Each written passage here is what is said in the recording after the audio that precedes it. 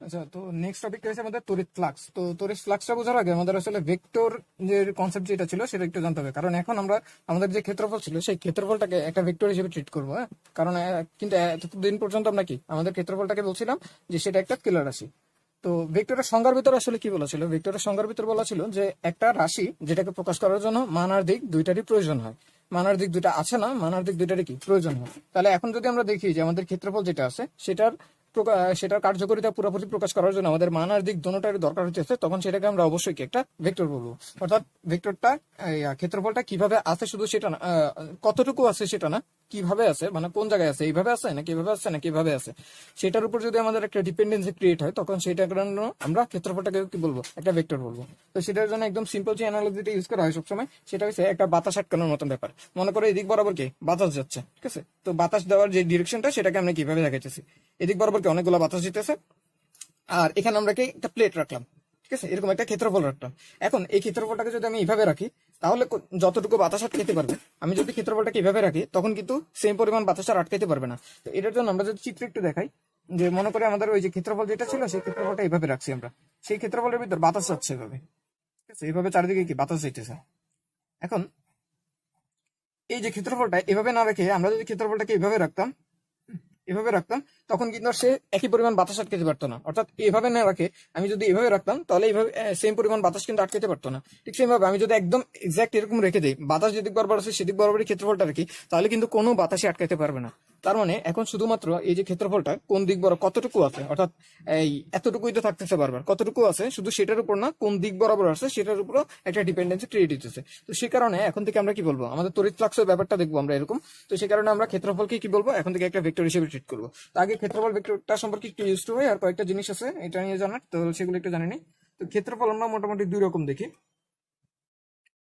একটা আমরা দেখি আমাদের খোলা বা টুডি, খোলা বা টুডি ক্ষেত্রফল দেখি, আর দুই নম্বর আমরা দেখি যে বদ্ধ বা থ্রিডি ক্ষেত্রফল, ঠিক আছে?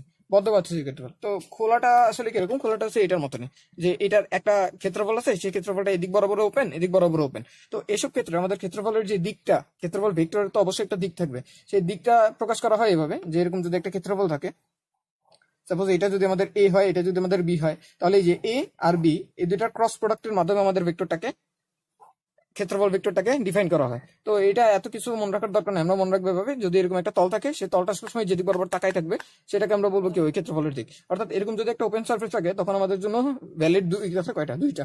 একটা হয়েছে ঠিক বরাবর এদিকে, আরেকটা হয়েছে ঠিক নিচের দিক বরাবর। তাহলে আমাদের ক্ষেত্রফল ভেক্টরের জন্য দুইটা দিকই সঠিক, দুইটাই সঠিক দিক। অর্থাৎ এটার ক্ষেত্রে আমাদের কি ধরা বাঁধা কোনো নিয়ম নাই যে উপরেরটা নিবো নাকি নিচেরটা নিবো, দুইটাই নিতে পারবো, এটা আমাদের ইচ্ছা। হ্যাঁ, কিন্তু বদ্ধটা কিরকম, বদ্ধটা হচ্ছে মনে করি আমাদের কাছে এরকম একটা গোলক আছে, ঠিক আছে? তো গোলকটাকে একটা ফাঁপা খোলকের মতন, একটা খোসার মতন আছে। তো সেই খোসার আমাদের কি এখানে একটা যে বাইরের দিকে এই ক্ষেত্রফল থাকে, আমরা জানি ক্ষেত্রফল কি আসে 4πr², ঠিক আছে? যদি ব্যাসার্ধ আর হয়, ব্যাসার্ধ আর হলে এটা ক্ষেত্রফল কি আসে 4πr²। ওই যে ব্যাসার্ধের ক্ষেত্রফলটা আছে সেই ক্ষেত্রফলটা কি হবে, ওই ক্ষেত্রফলটার বাইরের দিক বরাবর লম্ব একটা আছে, ভিতরের দিক বরাবর একটা লম্ব আছে। অর্থাৎ এদিক বরাবর একটা লম্ব যেমন আছে ঠিক সেম ভাবে এদিক বরাবর একটা লম্ব আছে। তো যখন আমাদের দেখবো আমাদের ক্ষেত্রফলটা কি বদ্ধ বা থ্রিডি, তখন আমাদের এই দিকটাকে বাদ দেওয়া হয়েছে, আমাদের শুধুমাত্র কি লম্ব বরাবর বাইরের দিকে যে দিকটা আছে সেই দিকটাকে বদ্ধ সার্ফেসের ক্ষেত্রে আমরা নেই। আর খোলা সার্ফেসের ক্ষেত্রে দুইটা দিকে সঠিক, আমরা 2D আর 3D দিয়ে খুব সহজে মনে রাখতে পারি, ঠিক আছে? তাহলে এটা ছিল মোটামুটি ক্ষেত্রফল ভেক্টর নিয়ে। এরপরে তড়িৎ ফ্লাক্সের একদম রিগোরাস সংজ্ঞাতে না গিয়ে আসলে তড়িৎ ফ্লাক্সটাকে বোঝা যায় কিভাবে সেটা দিয়ে আমরা একটু দেখি আগে। যে তড়িৎ ফ্লাক্স, এটাকে প্রকাশ করা হয় ফাই দ্বারা। তো তড়িৎ ফ্লাক্সকে আমরা বুঝতে পারি এভাবে যে একটা নির্দিষ্ট ক্ষেত্রফলের ভিতর দিয়ে, নির্দিষ্ট মানে এই ক্ষেত্রফলটার উপর একটা ডিপেন্ডেন্সি থাকে, ক্ষেত্রফলটা চেঞ্জ করলে ফ্লাক্স বাড়বে, ক্ষেত্রফল চেঞ্জ করলে ফ্লাক্স কমবে। এরপরে এই কারণে আমাদের ক্ষেত্রফলের ফ্লাক্সটার সংজ্ঞা ওইভাবে দেওয়া হয়েছিল যেভাবে দেওয়া হয়। তো সেটা আমরা দেখবো পরে, আগে আমরা দেখি ফ্লাক্সটাকে বোঝা যায় কিভাবে। ফ্লাক্সটাকে বোঝা যাবে নির্দিষ্ট ক্ষেত্রফলের ভিতর দিয়ে, ক্ষেত্রফলের মধ্য দিয়ে কতটি বলরেখা অতিক্রম করবে, বা এটাকে ইংলিশে বললে একটু সহজ মনে হয়, কতটি বলরেখা পাস করবে, বলরেখা পাস করবে। অবশ্যই পাস করার সময় তাদেরকে একটা শর্ত মানে পাস করতে হবে, সেটা হচ্ছে কি লম্বভাবে, কতটা বলরেখা কি হবে লম্বভাবে পাস করবে, অথবা কতটুকু উপাংশ, কতটুকু উপাংশ লম্বভাবে পাস করবে।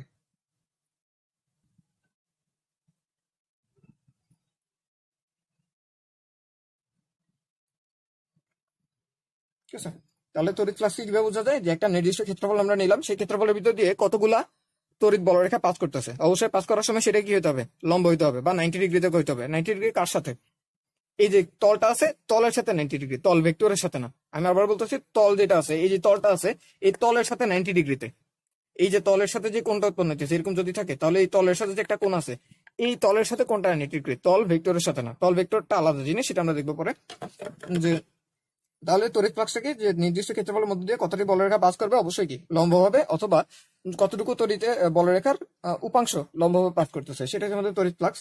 তো আমরা দেখি কয়েকটা উদাহরণ দেখলে আমাদের মোটামুটি ক্লিয়ার হয়ে যাবে। যে মনে করি আমাদের এরকম একটা তড়িৎ ক্ষেত্র আছে আমাদের, ঠিক আছে। তো তড়িৎ বলরেখার জিনিস ব্যাপারটা ভালোভাবে বুঝলেই বুঝবা যে এখানে সবগুলা বলরেখা কি আমরা দেখতেছি সমান সমান দৈর্ঘ্যের, সবগুলা বলরেখা সমান দৈর্ঘ্যের। এদের ঘনত্ব গুলো প্রায় কি সমান সমান দূরত্ব আছে, এইটা থেকে এটা দূরত্ব, এটা থেকে এটা দূরত্ব, এটা থেকে এটা দূরত্ব। তাই আমরা এখানে যে কোনো জায়গায় যাই না কেন, সব জায়গায় আমরা ঘনত্ব কি একদম সেম পাবো। তো সেম পাওয়ার কারণে আমরা এটা কি বলতে পারবো, একটা ইউনিফর্ম ইলেকট্রিক ফিল্ড। অর্থাৎ এখানে সব জায়গায় ই এর মান আর দিক সবই কি সমান।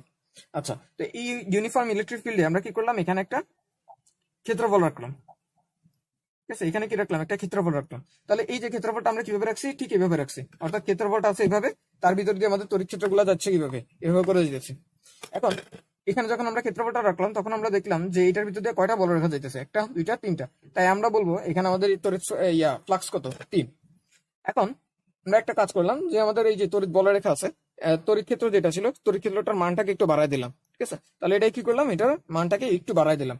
তাহলে বাড়াইলে কি হবে, বাড়াইলে এর ঘনত্ব গুলো বাড়ে যাবে, বলরেখার ঘনত্ব বাড়বে। তো ঘনত্ব বাড়লে আগে যে জায়গায় একটা, দুইটা, তিনটা, চারটা, পাঁচটা ছিল, এখন সেই জায়গায় প্রায় আরো বেশি থাকবে আর কি, 5টার বেশি থাকবে। আমরা সাপোজ 8টা 9টা নিলাম, এই মনে করো এখানে একটা, এখানে একটা, এর মাঝে গিয়ে আরো বেশি থাকবে।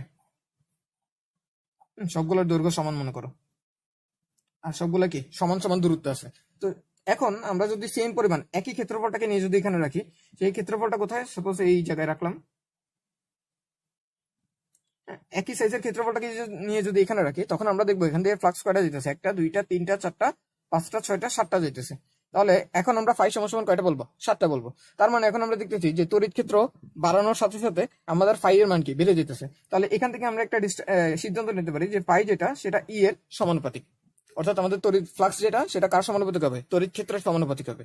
সেকেন্ডলি, আমরা যদি এখানে এই যে ক্ষেত্রফলটা নিলাম, এটা না নিয়ে যদি আমরা আরেকটু বড় ক্ষেত্রফল নিতাম, অর্থাৎ এত বড় একটা ক্ষেত্রফল যদি আমি নিতাম, তাহলে দেখো একই তড়িৎ ক্ষেত্রের ভিতর দিয়ে কিন্তু ফাই তখন কত হইতো, ফাই তখন 1, 2, 3, 4, 5টাই হইতো। ঠিক সেম ভাবে আমি যদি এখানেও ক্ষেত্রফলটাকে বড় করতাম, তাহলেও কিন্তু আমাদের ফাইটা বেড়ে যেত। আবার ক্ষেত্রফলটা যদি কমাইতাম, তাহলে কিন্তু ফাই কমে যেত। তার মানে ওখান থেকে আমরা আরেকটা সিদ্ধান্ত নিতে পারি যে আমাদের তড়িৎ ফ্লাক্স যেটা আছে, সেটা আমাদের ক্ষেত্রফলেরও সমানুপাতিক। সেকেন্ডলি, আমরা আরেকটা উদাহরণ নিই, যে মনে করে আমাদের এখানে একটা কি গোলক বা চাকতির মতন আছে, সেই চাকতির এখান দিয়ে আমাদেরকে অনেকগুলো তড়িৎ ক্ষেত্র যেতেছে, তড়িৎ ক্ষেত্রগুলো যাইতেছে এইভাবে। অর্থাৎ ব্যাপারটা কিরকম, ব্যাপারটা হচ্ছে আমাদের এরকম একটা চাকতি আছে এখানে, সেই চাকতির ভিতর আমাদের তড়িৎ ক্ষেত্রগুলো এভাবে পাস করতেছে, অর্থাৎ এভাবে দেখাচ্ছি, ঠিক আছে। তড়িৎ ক্ষেত্রগুলো পাস করতেছে কিভাবে, এভাবে এভাবে এভাবে এভাবে পাস করতেছে। এখন আমাদেরকে জিজ্ঞেস করছে এই যে ক্ষেত্রফলটা আছে, এর ভিতর দিয়ে ফ্লাক্স কত। তো ফ্লাক্স যদি আমাদের বের করতে হয়, তাহলে আমাদের ফ্লাক্সের সংখ্যা কি বলছিল, যে এগুলো নিলে হবে না, এর কতটুকু আমাদের তড়িৎ ক্ষেত্র বরাবর লম্ব বরাবর যাইতেছে, এই যে ক্ষেত্রটা আছে সেই ক্ষেত্রে লম্ব বরাবর যাইতেছে। অর্থাৎ এই যে এই সার্ফেসটা, সেই সার্ফেসের এখান থেকে আমাদের ক্ষেত্রফল তড়িৎ ক্ষেত্রগুলো যাইতেছিল। আমাদের কিন্তু এটা ক্যালকুলেট করলে হবে না, আমাদের লাগবে কি এটার কতটুকু উপাংশ এটার সাথে লম্ব আছে। তাহলে আমাদের কি করতে হবে, এই যে বলরেখাটা আছে, বলরেখার এদিক বরাবর উপাংশটা নিতে হবে, ঠিক আছে। এই যে বলরেখা, এই যে আমি এভাবে দেখাই, এই যে বলরেখা, আচ্ছা এভাবে দেখা যাচ্ছে না, এইভাবে দেখলেই বেটার হয়। এই যে বলরেখা এদিক বরাবর, সেটার এদিক বরাবর উপাংশ নিতে হবে, এভাবে দেখালে বোঝা যাবে আশা করি। যে এই যে ক্ষেত্রফল, সেই ক্ষেত্রফলের ভিতর দিকে এভাবে যাইতেছে আমাদের বলরেখা গুলো, এইটার এদিক বরাবর উপাংশ নিতে হবে, তাহলে কি আমরা লম্ব দিক বরাবর পাবো। তাহলে এদিক বরাবর উপাংশ যদি নিতে হয়, তাহলে আমরা যদি কোনোভাবে এই কোণটা জানতে পারতাম, অর্থাৎ এই যে এই কোণটা যদি জানতে পারতাম, এটা যদি থিটা হইতো, তাহলে এটার এদিক বরাবর cos থিটাই হইতো কি আমাদের এদিক বরাবর উপাংশ। তাহলে সেটা আমরা কিভাবে করবো, এটার জন্যই আমরা আমাদের ক্ষেত্রফল ভেক্টরটাকে ডিফাইন করছিলাম এভাবে। এই যে ক্ষেত্রফল, সেই ক্ষেত্রফলটা যেদিক বরাবর তাকাই থাকবে সেটাই কি আমাদের ক্ষেত্রফল ভেক্টর। তাহলে এদিকে দেখো এই যে ক্ষেত্রফলটা কিভাবে রাখছি, এভাবে রাখছি, তাহলে এটা কোন দিক বরাবর তাকাই আছে, এদিক বরাবর তাকাই আছে। তাহলে আমাদের এই যে ক্ষেত্রফল ভেক্টর, সেটা কিন্তু এদিক বরাবর। তাহলে এই যে তড়িৎ ক্ষেত্র এদিক বরাবর, ক্ষেত্রফল ভেক্টর এদিক বরাবর, তাদের মধ্যবর্তী cos থিটা আমরা চাই কি এদিক বরাবর উপাংশ। তাহলে আমাদের কি নিতে হবে, cos থিটাটা নিতে হবে। তার মানে এখন আমরা দেখতেছি তাদের মধ্যবর্তী যে কোণ, সেটা cos থিটার সাথে চেঞ্জ হবে। তাহলে এই তিনটার কারণে আমাদের ফাই যেটা আছে, ফাই এর সংজ্ঞা দেওয়া হয়েছে এইভাবে, ই ডট দিয়ে, ঠিক আছে। এই কারণগুলোর কারণে আমাদের কি করছে, ফাই বা ফ্লাক্স, তড়িৎ ফ্লাক্স, যেটা তড়িৎ ফ্লাক্সের সংজ্ঞা দিতে হবে। প্রথমত তড়িৎ ফ্লাক্সটাকেই একটা স্কেলার রাশি, দ্বিতীয়ত এটা কার কার উপর ডিপেন্ড করবে, ই এর উপর ডিপেন্ড করবে, এর উপর ডিপেন্ড করবে, তৃতীয়ত এই দুইটা শুধুমাত্র ডিপেন্ডই করবে না, এদের ডট প্রোডাক্টের উপর ডিপেন্ড করবে। অর্থাৎ এটাকে এখন মান আকারে যদি আমরা লিখি তাহলে শুধুমাত্র কি ই এ কস থিটা দিতে হবে, যেখানে থিটাটা কি, থিটাটা হচ্ছে ক্ষেত্রফল ভেক্টর। আবার বলতেছি, একটু আগে আমরা যখন পড়ছিলাম সংজ্ঞার ভিতর আমরা কি বলছিলাম, তলের সাথে লম্ব বরাবর যাইতেছে। দেখো তলের সাথে যখন লম্ব বরাবর যায় তখন কিন্তু তল ভেক্টরের সাথে 0 ডিগ্রি কোণ উৎপন্ন করে, কারণ তল ভেক্টর থাকে এদিক বরাবর, আর তলের সাথে লম্ব দিকেও কিন্তু এইটা। ঠিক আছে, তাহলে আমরা যখন এই ফর্মুলা ইউজ করবো তখন কি তল ভেক্টরের সাথে দিক কত সেটা ঠিক করব। ঠিক আছে, তাহলে ফাই এর সংখ্যাটা দেওয়া হয়েছে কি ই ডট ডি এ, অর্থাৎ ই আর এ এই দুইটার কি ডট প্রোডাক্ট। ঠিক সেম ভাবে এখানে আমরা যেমন তড়িৎ ফ্লাক্স করতেছি, চুম্বক পড়ার সময় আমরা দেখবো চুম্বক ফ্লাক্স করবো, একদম একদম এক্সাক্ট একই রকম একটা সংখ্যা ব্যাপার। তো সেখানে আমাদের যে সংখ্যাটা দেওয়া হয় সেটা হচ্ছে বি ডট ডি এ। তখন এটা দেখবা এটা হচ্ছে আমাদের চুম্বক বলরেখা, আর এটা হচ্ছে আমাদের ক্ষেত্রফল ভেক্টর। তো ফ্লাক্সের সংখ্যাগুলো সবসময় সেমই হয় প্রায়, তো সে কারণে আমরা এই জিনিসটা একটু মনে রাখলাম। ঠিক আছে, এখন আমরা ফ্লাক্স ট্রাক্স এগুলোর কয়েকটা উদাহরণ দেখলে হয়তো জিনিসগুলো একটু ক্লিয়ার হবে। যেমন আমরা যদি ক্ষেত্রফল ভেক্টর বের করতে চাই, তো এরকম একটা ক্ষেত্রফল নিলাম, এটা কি আছে, আমাদের এই যে প্লেনটা আছে সেই প্লেন বরাবর এভাবে আছে। এই যে এই জিনিসটাকে আমি এভাবে রাখছি, এভাবে রাখার কারণে এইটাকে আমি এভাবে দেখাইতেছি। এখন কি করলাম, সেটা নিচে দিয়ে এভাবে কি সেটা না দেখাই, এভাবে দেখি আমরা যে এরকম একটা ক্ষেত্রফল রাখছি। তোমাকে জিজ্ঞেস করছে এই যে ক্ষেত্রফল ভেক্টরটা আছে এটার দিক কোন দিকে, তো দিকটা হবে কোন দিকে, লম্ব বরাবর উপরের দিকে অথবা লম্ব বরাবর নিচের দিকে, যে কোনো একটা নিলেই হবে। দুইটাই ওয়েল ডিফাইন্ড, দুইটা নিলেই হবে, যে কোনো একটা নিলেই আমাদের জন্য কি রেজাল্টটা ঠিক থাকবে। আবার আমরা যদি এরকম একটা গোলা নেই, এরকম একটা চাকতে নিতেছি, প্লেট নিয়ে প্লেটটাকে ভেবে রাখলাম, তো সেই প্লেটের ক্ষেত্রফলটা কি আসবে, এরকম আসবে। এখন আমাদেরকে জিজ্ঞেস করে ক্ষেত্রফল ভেক্টরটা কোন দিকে, তাহলে ক্ষেত্রফল ভেক্টরটা হবে হয় এটার লম্ব দিক বরাবর এদিকে অথবা লম্ব দিক বরাবর এদিকে। এটার মান কত, মান হবে কি পাই আর স্কয়ার। তাহলে পাই আর স্কয়ার আমরা এদিক বরাবর কি জানি, ওয়াই এক্স অক্ষ, তাহলে পাই আর স্কয়ার আই এরকম বলতে পারি আমরা এটাকে। এটাই কি বলা যাবে, পাই আর স্কয়ার আই জে, এটাকে বলা যাবে হ্যাঁ জে বলতে পারি আমরা। ঠিক আছে, তাহলে এই টাইপের এই দুইটা থাকে কি আমাদের ক্ষেত্রফলের দিক। 3D একটা যদি নেই, 3D একটা নিলে আমরা সিলিন্ডার নিলে সবচেয়ে বেশি সুবিধা হয়, কারণ সিলিন্ডারের উদাহরণটা বুঝে একটু অসুবিধা। তো এই সিলিন্ডার যদি জানি, সিলিন্ডারের এদিক বরাবর লম্ব কোন দিকে, এদিক বরাবর, এদিকের লম্ব কোন দিকে, এদিক বরাবর অথবা এদিকে অথবা এদিকে। অর্থাৎ আমরা ভিতরের দিকটা নিব না, আমরা সবসময় কি বাইরের দিকটা নিব যদি একটা 3D সারফেস হয়। ঠিক সেম ভাবে আমরা একটা ঘনক যদি নেই, সাপোজ একটা ঘনক নিলাম, তো ঘনকের আমাদের অনেকগুলো ফেস থাকে, কয়টা ফেস থাকে, 6টা থাকে। তো 6টার বাইরেটা যদি জিজ্ঞেস করে তাহলে বাইরেটা কোন দিক বরাবর আছে, ঠিক এদিক বরাবর আছে। যদি ভিতরের এটাকে জিজ্ঞেস করে, এটা কি জিজ্ঞেস করে, এটার দিক কোন দিকে, এটার দিক কি একদম এদিক বরাবর। এটার দিক যদি জিজ্ঞেস করে তাহলে এটার দিক এদিকে, এটার দিক জিজ্ঞেস করলে এদিক বরাবর, এটার দিক জিজ্ঞেস করলে উপরের দিকে, আর নিচেরটার দিক জিজ্ঞেস করলে নিচের দিকে হবে। ঠিক আছে, তাহলে আশা করি বুঝে যেতেছে আমাদের ক্ষেত্রফলের দিকগুলো আমরা কিভাবে ডিসাইড করব। তো আমরা কয়েকটা বা একটা বা দুইটা ম্যাথ পড়ি, কারণ আমাদের ফ্লাক্স সম্পর্কে আরেকটা ইম্পর্টেন্ট জিনিস জানা বাকি আছে। আহ, আচ্ছা একটা ম্যাথই করি, ম্যাথ করলে আশা করি ক্লিয়ার হবে ব্যাপারটা। কোশ্চেনটা লিখি আমি, কোশ্চেনটা লেখার পর আমরা ম্যাথটাতে ফিরে আসবো আবার। আচ্ছা তাহলে আমাদের এই কোশ্চেনটা আমরা দেখি। এই কোশ্চেন আমাদের কি করছে, এরকম একটা ঘনক দিছে। ঠিক আছে, এখানে আমাদের অ্যাক্সিস গুলো দিয়েছে, এটা এক্স অ্যাক্সিস, এটা ওয়াই অ্যাক্সিস, এটা জেড অ্যাক্সিস, অ্যাক্সিস গুলো দিছে। সেখানে কি একদম সেন্টারের পয়েন্টে একটা কোণা রেখে একটা ঘনককে রাখছে। ঘনককে রাখার পর আমাদের এই যে এক্স অ্যাক্সিস বরাবর একটা কনস্ট্যান্ট তড়িৎ ক্ষেত্র দিছে, ইউনিফর্ম ইলেকট্রিক ফিল্ড দিছে। এই যে দিক বরাবর একটা ইউনিফর্ম ইলেকট্রিক ফিল্ড দিছে, সেটার দিক কোন দিকে, আই বরাবর। অর্থাৎ আমরা যদি একটা ঘনক যদি রাখতাম, অর্থাৎ এভাবে যদি আমরা একটা ঘনককে রাখি, সেই ঘনকটার এদিক বরাবর এক্স অ্যাক্সিস বরাবর কি একটা তড়িৎ ক্ষেত্র আছে। ঠিক আছে, এক্স অ্যাক্সিস বরাবর একটা তড়িৎ ক্ষেত্র আছে কনস্ট্যান্ট ইউনিফর্ম। এখন আমাদেরকে জিজ্ঞেস করতে যে প্রত্যেকটা তলের ভিতর দিয়ে ফ্লাক্স কত, কারণ আমরা জানি এখানে তল আছে কয়টা, 6টা। এই যে বাইরের দিকে একটা, নিচের দিকে একটা, 4 সাইডে 4টা, তাহলে মোট কয়টা, 6টা। এই 6টা তলের প্রত্যেকটার মধ্যে দিয়ে আলাদা আলাদা ভাবে ফ্লাক্স কত সেটা বের করতে বলছে, আর তারপরে মোট ফ্লাক্স কত সেটা বের করতে বলছে। এই দুইটা জিনিস। তাহলে আমরা প্রথমটা করি, প্রথমটা করার জন্য আমাদের কি করতে হবে, ফ্লাক্স থ্রু ওয়ান মানে কোনটা, আমরা একদম উপরের তলটা হিসাব করতেছি। আচ্ছা তাহলে উপরের তলটা দেখি, উপরের তলটা যদি আমরা নেই এইভাবে, উপরের তলটা নেই, সেই উপরের তলের ক্ষেত্রফল ভেক্টরটা কোন দিক বরাবর আছে, উপরের দিক বরাবর আছে, আর তড়িৎ ক্ষেত্র যাচ্ছে কোন দিকে, এদিক বরাবর। তাহলে দেখো একটু যে ক্ষেত্রফল ভেক্টরের দিক উপরে, তড়িৎ ক্ষেত্র যাচ্ছে এদিক বরাবর, তাহলে এদের মধ্যবর্তী কোণ কত, 90 ডিগ্রি। তাহলে আমরা যদি ইয়া লিখতে হয় তাহলে আমরা কি লিখবো, ই নট ইন্টু এ যদি হয় তাহলে এ স্কোয়ার, এরপরে কত কস 90 ডিগ্রি, তার মানে এটা কত আসবে 0। তাহলে 5 অর্থাৎ প্রথম তলের ভিতর দিয়ে ফ্লাক্স কত, 0। আচ্ছা তো উপরটা দিয়ে যদি 0 হয় নিচেরটা দিয়ে 0 হবে, এটা আশা করে বুঝতে পারতেছো। এখন আমরা কি নিতেছি, নিচের তলটা নিতেছি, এই যে নিচের তলটা। তাহলে নিচের তলের ভিতর দিয়ে আমাদের ক্ষেত্রফল ভেক্টরটা কোন দিক বরাবর হবে? নিচের দিক বরাবর হবে। এই যে নিচের দিকে যদি থাকে তাহলে ক্ষেত্রফল ভেক্টর ঠিক বাইরের দিকে তাকায় থাকবে, কারণ ভিতরের দিকটা কি 3D সার্ফেসের জন্য ডিফাইন না। তাহলে বাইরের দিকে নিচের দিকে আমাদের ক্ষেত্রফল ভেক্টর, আর তড়িৎ ক্ষেত্র যাচ্ছে কোন দিকে? দিক বরাবর। খেয়াল করে দেখো এখনো তাদের মধ্যবর্তী কোণ কত? 90 ডিগ্রি, কিন্তু তাই ফাই অফ 2 সেটা কত আসবে? 0 আসবে। ঠিক সেম ভাবে আমরা যদি পিছনের পার্টটা নেই, অর্থাৎ এই যে এখানে যদি একটা ঘনক রাখি, তাহলে এটার একটা পিছনের পার্ট থাকবে। সেই পিছনের পার্ট আমাদের ক্ষেত্রফল কোন দিকে? ক্ষেত্রফল ভেক্টর বাইরের দিকে। তড়িৎ ক্ষেত্র কোন দিকে বরাবর দিতেছে? দিক বরাবর। তাহলে এখনো তাদের মধ্যবর্তী কোণ কত? 90 ডিগ্রি। তাই ফাই অফ 3 যদি নেই তাও কত আসবে? 0। ঠিক সেম ভাবে আমরা যদি এদিক বরাবর ফেসটা নেই, বাইরের ফেসটা, এই যে বাইরের দিকে যে ফেসটা আছে সেটা যদি নেই, তাহলে সেটা তাকায় আছে কোন দিক বরাবর? সেটা তাকায় আছে কিন্তু বাইরের দিকে। তড়িৎ ক্ষেত্র এখনো কোন দিকে? দিক বরাবর। তাহলে তড়িৎ ক্ষেত্র যদি দিক বরাবর হয় এখনো কত কোণ? 90 ডিগ্রি। তাহলে ফাই অফ 4 এটা কত? 0। এখন বাকি ফেস হয় কয়টা? একটা হচ্ছে এদিক বরাবরটা, একটা হচ্ছে এদিক বরাবরটা। আচ্ছা, এদিক বরাবরটা আগে দেখে। এদিক বরাবর আমাদের যে সার্ফেসটা আছে সেটা কোন দিকে তাকায় আছে? এদিক বরাবর তাকায় আছে। এদিক বরাবর তাকায় আছে, তাহলে আমাদের দিকটা কোন দিকে? এদিক বরাবর দিক। আর তড়িৎ ক্ষেত্র যাইতেছে কোন দিকে? তড়িৎ ক্ষেত্র যাইতেছে দিকে। অর্থাৎ ক্ষেত্রফল ভেক্টর আর তড়িৎ ক্ষেত্র এই দুটোর মধ্যবর্তী কোণ কত? এখন 0 ডিগ্রি। তাহলে 0 ডিগ্রি যদি হয় তাহলে ফাই অফ 5 এটা আমরা কি বলতে পারবো? ই ইন্টু এ স্কোয়ার, এটা হচ্ছে ক্ষেত্রফলের মান, ইন্টু তাদের মধ্যবর্তী কোণের cos theta, that is cos 0 degree. তাহলে এখানে কত আসে? ই এ স্কোয়ার।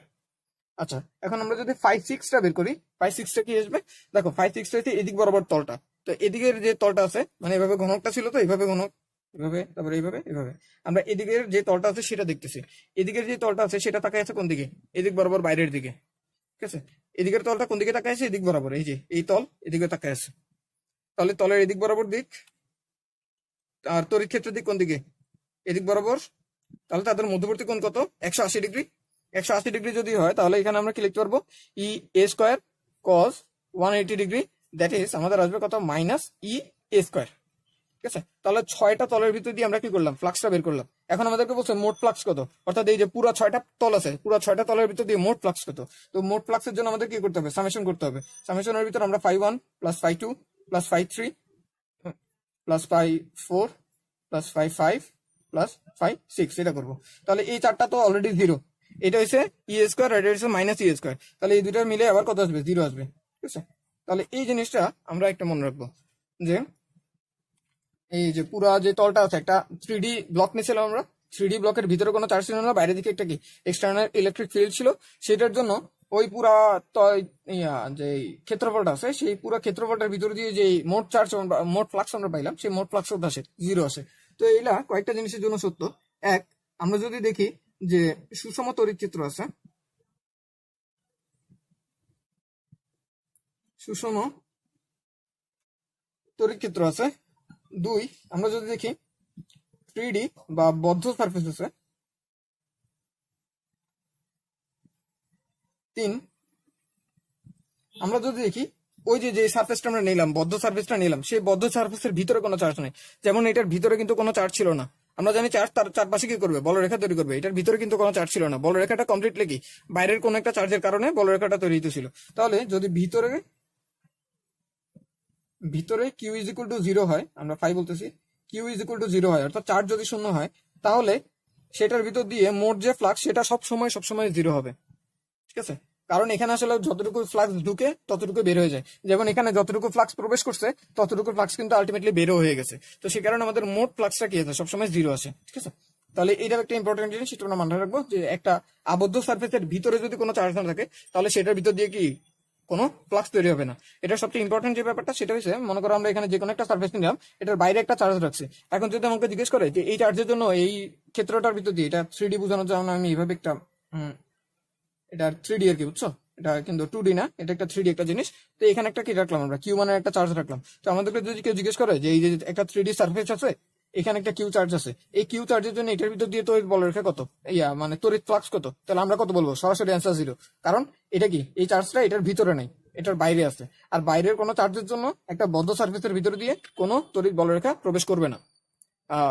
তড়িৎ বলরেখা না, কোনো ফ্লাক্স থাকবে না। ফ্লাক্স ইকুয়াল কত হবে? 0 হবে। ঠিক আছে, তাহলে এই ইনসাইটটা যাতে আমরা একটু রাখি যে একটা বাইরের চার্জের কারণে একটা 3D সার্ফেসের ভিতর কখনো কি হবে না? ফ্লাক্স তৈরি হবে না। ফ্লাক্স ইকুয়াল সবসময় কি হবে? 0 হবে। কারণ যতটুকু ফ্লাক্স প্রবেশ করবে ঠিক ততটুকু ফ্লাক্স আলটিমেটলি বের হয়ে যাবে। হ্যাঁ, এরকম হবে না যে একটা ফ্লাক্স শুধু বেরিয়ে হইতেছে আর ভিতরে প্রবেশ করতেছে না, যেটুকু প্রবেশ করবে সেটুকু বের হয়ে যাবে। তখন আমরা বলবো কি সেটার ভিতর দিয়ে মোট ফ্লাক্স কত? 0। এগুলা সংজ্ঞায়িত করা হয়েছে এখানে এভাবে, সেই কারণে এটা এরকম আসে আর কি। তো পরবর্তীতে আমরা কি করবো, একটা গোলক রাখবো, সেই গোলকের মধ্যে একটা চার্জ থাকবে, সেই চার্জের কারণে কতটুকু ফ্লাক্স বেরিয়ে যেতে সেটা আমরা একটু হিসাব করবো, ঠিক আছে? তো সেখান থেকে আমরা গাউসের সূত্রের যে বেসিক আন্ডারস্ট্যান্ডিং আছে সেটা একটু নিব, তারপর আমরা মোটামুটি গাউসের সূত্রে চলে যাবো। তাহলে আমরা গোলকের জন্য এর কেন্দ্রে যদি একটা চার্জ রাখি তাহলে কতটুকু ফ্লাক্স বেরোয় সেটা আগে বের করে নিই। ওকে, আচ্ছা, তো এখানে একটা গোলক আছে, সেই গোলকটার ব্যাসার্ধ হয়েছে মনে করি আমরা আর। এটার কেন্দ্রে আমাদের একটা কিউ চার্জ আছে, ধরলাম এটা পজিটিভ চার্জ। এখন আমাদেরকে জিজ্ঞেস করছে যে এই যে পুরো চার্জটা আছে, এই যে পুরো একটা সারফেস আছে, এই সারফেসের ভিতর দিয়ে ফ্লাক্স কত, ঠিক আছে? তাহলে ফ্লাক্স থ্রু হোল সারফেস এটা কত সেটা আমাদেরকে বের করতে বলছে। তো সেটা বের করার জন্য আমরা এখন আমাদের ফর্মুলাতে চলে যাবো। কি ফর্মুলা? যে ফাই ইজ ইকুয়াল টু আমাদের কি ছিল, ই ডট এ। তো একটু আগে আমরা দেখলাম যে কিউবেরটা যখন বের করছি, যখন কি করছি, প্রত্যেকটা সার্ফেসের জন্য আলাদাভাবে বের করছি, তারপর তাদেরকে যোগ করে দিচ্ছি। কিন্তু এই ক্ষেত্রে আমরা কোন সার্ফেসকে যোগ করবো? আসলে এটাকে আমরা একটা ফুটবলের খোসার মতন কল্পনা করতে পারি, ঠিক আছে? ফুটবলের খোসা, তার মাঝখানে কি একটা চার্জ দেওয়া আছে। তাহলে সেটার জন্য আমরা ছোট ছোট অনেকগুলো কি এরিয়া ধরে নিতে পারি। সাপোজ এখানে একটা ছোট এরিয়া ধরলাম, ঠিক আছে? এরকম এখানে একটা এরিয়া ধরবো, ঠিক আছে? এরকম ছোট ছোট অনেকগুলো এরিয়াকে যোগ করে নিয়ে তারপরে আমরা কি এটার জন্য ফ্লাক্স বের করবো, তারপর সবগুলো ফ্লাক্সকে যোগ করব। যোগ করলে যে রেজাল্টেন্ট ফ্লাক্সটা আমরা পাবো সেটাকে আমরা বলবো কি এই সার্ফেসের মধ্যে দিয়ে মোট ফ্লাক্স কত, ঠিক আছে? তো সেটার জন্য আমরা দেখি কয়েকটা জিনিস আগে, যে প্রথমে এই যে সার্ফেসটা আছে, এই সার্ফেসটার দিক কোন দিকে? এই সার্ফেসটার যে এ ভেক্টর আছে সেই ডি এ ভেক্টর, ছোট যেহেতু বলতেছে তাই এটাকে আমরা কি ডি এ ভেক্টর দ্বারা ডিনোট করতেছি। তাহলে এই যে ডি এ ভেক্টরের দিক কোন দিকে? এদিকে। আচ্ছা, পয়েন্ট চার্জের জন্য এই পয়েন্টে, এই যে সার্ফেসটা আছে, সার্ফেসটার পয়েন্টে আমাদের তড়িৎ ক্ষেত্র কোন দিকে? তড়িৎ ক্ষেত্র কিন্তু ঠিক এদিক বরাবরই, ঠিক আছে? তো এদিক বরাবর হইলে এদের মধ্যবর্তী অ্যাঙ্গেল এখানে কত? 0 ডিগ্রি। আচ্ছা, তারপরে এটা যদি দেখি, এই যে এই সার্ফেসটা বাইরের দিকে তাকায় আছে, তার মানে কি এদিক বরাবর আছে। আর এইটার এই পয়েন্টের এই পয়েন্ট চার্জের জন্য এখানে তড়িৎ ক্ষেত্রটা কোন দিকে হবে? তড়িৎ ক্ষেত্রটা কিন্তু এদিক বরাবরই হবে। তার মানে আমাদের এখানেও D A R E vector, এই দুটোর মধ্যবর্তী কোণ কত? 0 ডিগ্রি। তার মানে এখানে যেখানেই নেই না কেন, D A R E vector এই দুটোর মধ্যবর্তী কোণ কত? 0 ডিগ্রি আসতেছে। আর প্রত্যেক জায়গায় কিন্তু আমাদের ইটাও সেমই আসতেছে, কারণ দেখো পয়েন্ট চার্জের চারিদিক থেকে কি দূরত্ব সমান। আর আমরা জানি পয়েন্ট চার্জের যে তড়িৎ ক্ষেত্র, সেই তড়িৎ ক্ষেত্রটা কার সমানুপাতিক হয়? এই আর এর সাথে চেঞ্জ হয়, কিউ এর সাথে চেঞ্জ হয়। কিউ ফিক্স রাখছি, আরও প্রত্যেকটা জায়গার জন্য সেম আছে, সুতরাং এখানে কি আমাদের ইটাও কনস্ট্যান্ট থাকবে। তাহলে আমরা দেখি যে এইটা তো পুরোপুরি আমরা এখন ইউজ করতে পারতেছি না, আমরা কি করবো, এটার একটা শর্ট ফর্ম ইউজ করবো। মানে ছোট একটা এরিয়া নিব, ছোট এরিয়ার জন্য ছোট একটা ফ্লাক্স বেরোবে। তাহলে ছোট এরিয়াটা কি, ছোট ফ্লাক্স রয়েছে আমাদের ডিফাই, সেটার জন্য আমরা কি ই ডট ডিএ এটা ইউজ করতেছি। কারণ ওই যে ছোট্ট একটা এরিয়া, সেই ছোট্ট একটা এরিয়ার তড়িৎ ক্ষেত্র এটা, আর ওই এরিয়ার ক্ষেত্রফলটা এটা। তাহলে এটার বদলে আমরা কি লিখতে পারবো, ই ডিএ কস, সব জায়গায় আমরা কি দেখতেছি 0 ডিগ্রি, তাহলে 0 ডিগ্রি ধরলাম। তাহলে এটা কত আছে আমাদের, ই ডট ডিএ। তাহলে এখন যদি আমরা 5 বের করতে চাই, 5 বের করতে হলে আমাদের কি করতে হবে, এটাকে ইন্টিগ্রেট করে দিতে হবে, ঠিক আছে? ইন্টিগ্রেট করতে হবে। তো এখন আমাদের যে ইন্টিগ্রেশনটা ইউজ করা হয়, এখানের যে ইন্টিগ্রেশনটা ইউজ করা হবে, সেই ইন্টিগ্রেশনটাকে আমরা বলবো একটা সারফেস ইন্টিগ্রাল।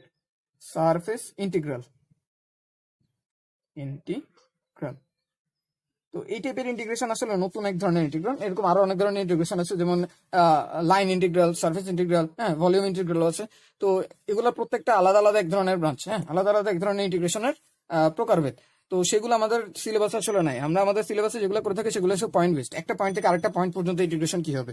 তো এগুলো যেহেতু নাই, এই ইন্টিগ্রেশন আমাদের পারার কথা না, সেই কারণে আমাদের সিলেবাসে কোথাও সারফেস ইন্টিগ্রেশন আসলে অ্যাকচুয়ালি আমাদের ইউজ করতে হবে না। আমাদের এটা জানতে হবে যে আমাদের ফর্মুলার ভিতরে কি সারফেস ইন্টিগ্রালটা থাকে, কিন্তু ইউজুয়ালি আমরা সেসব ইউজ করবো যেগুলোর ইন্টিগ্রেশনের রেজাল্ট আমরা অলরেডি জানি। যেমন এক্ষেত্রে আমরা গোলকের জন্য সারফেস ইন্টিগ্রেশন ইউজ করবো, দেখবো যে আমাদের রেজাল্ট আসবে এরকম, হ্যাঁ, ইন্টিগ্রেশন করতে হবে এতটুকু, সারফেস ইন্টিগ্রেশন অফ ডিএ। তাহলে এই যে ছোট ছোট ডিএ, এগুলো সবগুলোকে যদি যোগ করি পুরো সারফেস জুড়ে, তাহলে আমরা রেজাল্টটা কি পাবো? রেজাল্ট পাবো এই পুরা যে ক্ষেত্রফলটা আছে, গোলকটা আছে, সেই গোলকের ক্ষেত্রফল, সেই ক্ষেত্রফল আমরা আগে থেকেই জানি 4πr², যদি ব্যাসার্ধ আমাদের আর হয়। তাহলে এই টাইপের অনেক সহজ সহজ কিছু ইন্টিগ্রেশন আমরা ইউজ করবো, যেগুলোর নাম আমরা সারফেস ইন্টিগ্রেশন দিব, কিন্তু আমরা সরাসরি রেজাল্টটা ইউজ করবো। তাই সারফেস ইন্টিগ্রেশন নিয়ে এত ঝামেলা করার কিছু নাই, কারণ সারফেস ইন্টিগ্রেশন আমরা অ্যাকচুয়ালি ইউজ করবো না। ওকে, তাহলে ফাই ইকুয়াল টু কি, এপসাইলন নট ই দিয়ে। আচ্ছা, এখান থেকে আমরা আগাই। তাহলে আমরা ফাই ইকুয়াল টু কি পেতেছি, ই তো একটা কনস্ট্যান্ট, যেহেতু প্রত্যেকটা জায়গার জন্য সেম, তাহলে ই কে আমরা বাইরে নিয়ে আসতে পারি। এখানে থাকে কি সারফেস ইন্টিগ্রাল অফ ডিএ। আচ্ছা, সারফেস ইন্টিগ্রেশন অফ ডিএ করলে আমরা কি পাবো, এই পুরো যে জায়গাটা আছে সেটার এরিয়াটা পেয়ে যাবো। তাহলে ফাই সমান সমান আসবে কি, ই ইন্টু এই পুরো গোলকটার এরিয়া কত, এরিয়া হচ্ছে 4πr², ঠিক আছে? আর ইটা কি আসছিল, ইটা ছিল আমাদের k into q divided by r²। Okay, এখন আমরা এই ভ্যালুগুলো একটু বসে। আচ্ছা, এখানে একটা 4πr² আছে, আমি এটা ভুলে গেছি, হ্যাঁ গেল। কে এর ভ্যালু কত, কে এর ভ্যালু কিন্তু 1/4πε0 ইন্টু এখানে আছে কত, কিউ। নিচে আছে কি একটা আর স্কোয়ার, আর এখানে আছে 4 পাই আর স্কোয়ার। দেখি 4 পাই বাদ আর স্কোয়ার বাদ, তাহলে এখানে থাকলো কি, এখানে থাকলো Q divided by epsilon nought. তাহলে আমরা দেখতেছি যে একটা গোলকের কেন্দ্রে যদি কিউ চার্জ থাকে, সেটার চারিদিকে যদি আমরা একটা ব্যাসার্ধের আর ব্যাসার্ধের গোলক নেই, তাহলে সেই ব্যাসার্ধের গোলকের মধ্যে দিয়ে কতটুকু তড়িৎ ফ্লাক্স যায়, সেটা পাই ইজ ইকুয়াল টু কত হচ্ছে Q divided by epsilon nought. ঠিক আছে, তাহলে এটা আসলে আমাদের অ্যান্সার।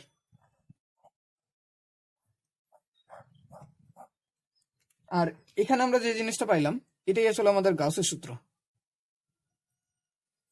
ঠিক আছে, তাহলে গাউসের সূত্র আসলে প্রুফ করা যায় না, প্রুফ করা না গেলেও আমরা ম্যাথমেটিক্যাল একটা প্রমাণ দেখলাম আর কি এখানে। ঠিক আছে, তো গাউসের সূত্র কিন্তু সরাসরি এটা, গাউস সরাসরি আমাদেরকে বলছে যে একটা যদি ক্লোজ সার্ফেস থাকে, সেটার ভিতর যদি কিউ চার্জ থাকে, তাহলে সেটার ভিতর দিয়ে যতটুকু ফ্লাক্স বেরোবে, সেই flux phi is equal to Q by epsilon nought.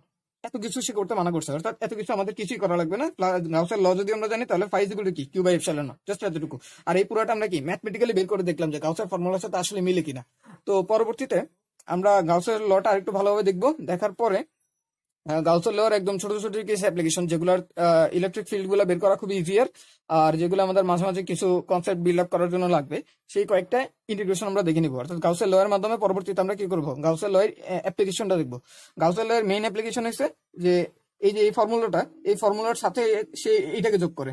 হ্যাঁ, এই ফর্মুলার সাথে, অর্থাৎ ফর্মুলাটাকে লেখা হয় এইভাবে, phi is equal to integral of E dot T A equal to Q by epsilon nought. আমরা দেখি যে গাউসের ফর্মুলার ভিতর আমরা এতটুকু দেখি, কিন্তু গাউসের অ্যাকচুয়াল ফর্মুলাটা কি, জাস্ট এটা আর এটা। ঠিক আছে, তো গাউসের ফর্মুলা বের করে, গাউসের ফর্মুলা ইউজ করে আমাদের মেইনলি যে জিনিসটা ক্যালকুলেট করতে হয়, সেটা হচ্ছে কোনো একটা জায়গার তড়িৎ ক্ষেত্র। তো এখানে অ্যাকচুয়ালি তোমরা বুঝতে পারতেছো যে আমরা এখানে কি তড়িৎ ক্ষেত্রটা আগে থেকে জানতাম, আমরা অ্যাকচুয়ালি বের করে দেখছি যে গাউসের লয়ের সাথে জিনিসটা মিলে না কি।